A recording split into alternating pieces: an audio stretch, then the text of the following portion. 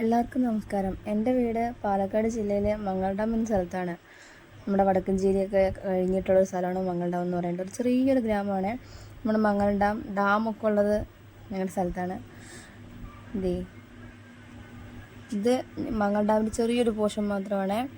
നമ്മൾ എൻ്റെ വീട്ടിലേക്ക് പോകുന്ന വഴിക്ക് കാണുന്നൊരു ചെറിയൊരു കാടും മൂടിക്കിടക്കുന്ന കാരണം ശരിക്കും കാണില്ല. ഇതിൻ്റെ രണ്ട് ഭാഗത്തും റബ്ബറും തോട്ടങ്ങളാണ് ഉള്ളത് ഒത്തിരി. കാരണം ഇവിടെ ഒരുപാട് ആൾക്കാർ റബ്ബർ വെട്ടിയിട്ടും കാര്യങ്ങളൊക്കെയാണ് കഴിയുന്നത്. കർഷകരുള്ള നാടാണ്.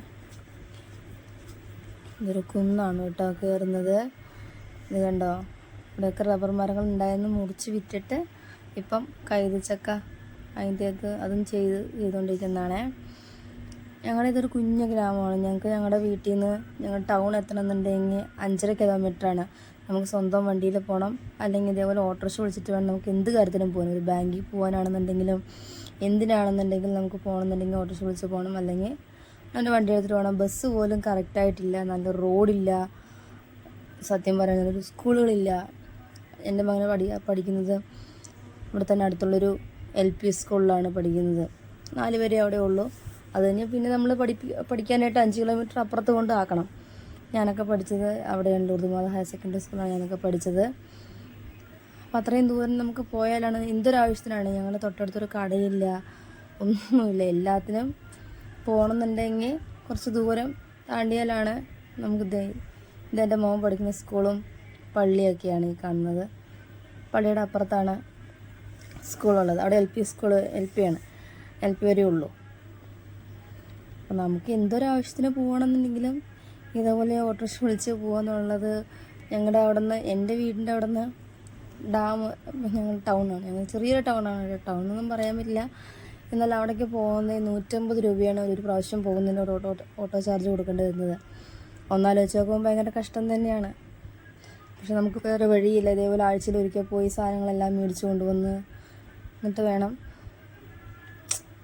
എന്താ ചെയ്യുക.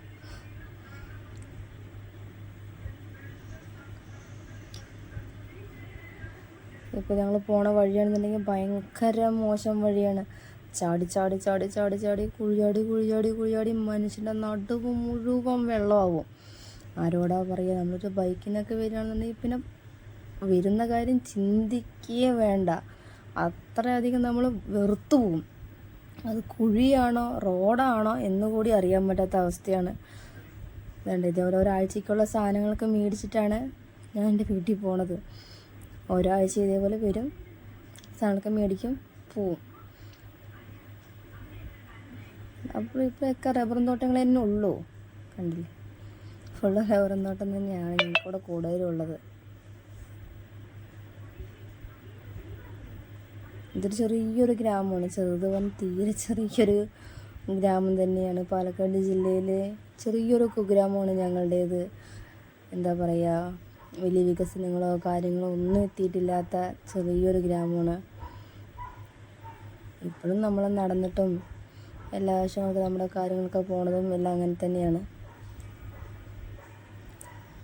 ഇത് പ്രത്യേകിച്ച് പറയാനൊന്നുമില്ല, എല്ലായിടത്തെയും പോലെ ചെറിയൊരു ഗ്രാമം തന്നെയാണ് എൻ്റെയും. ഞങ്ങളുടെ വീടിൻ്റെ അടുത്ത് ആകെ ഉള്ളത് ഒരൊറ്റ കടയാണ്. ആ ഒരു പരിസരത്ത് തന്നെ ഒരു 100-200 വീട്ടുകാരുണ്ടാവും. ആ 100-200 വീട്ടുകാർക്ക് ആകെ ഉള്ളത് ഒരു കടയാണ്. ഒന്ന് ആലോചിച്ച് നോക്കണം. അപ്പോൾ ഞങ്ങളുടേത് എത്രത്തോളം ചെറിയൊരു ഗ്രാമമാണെന്നുള്ളത്.